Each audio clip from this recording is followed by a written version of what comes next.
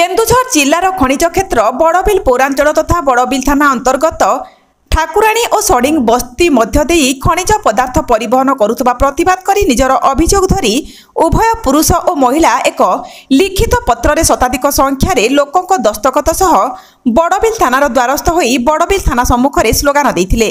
किंतु बड़बिल थानाधिकारी अशोक कुमार नायक अभियोग नहीं आसिथिबा लोकंकु बुझासुझा करथिले और सेमाने थानाधिकारी को एक अभियोग पत्र प्रदान करने सह समस्ते आसी बड़बिल उपखंड आरक्षी अधीक्षक को अभियोग पत्र प्रदान करथिबा नै सूचना।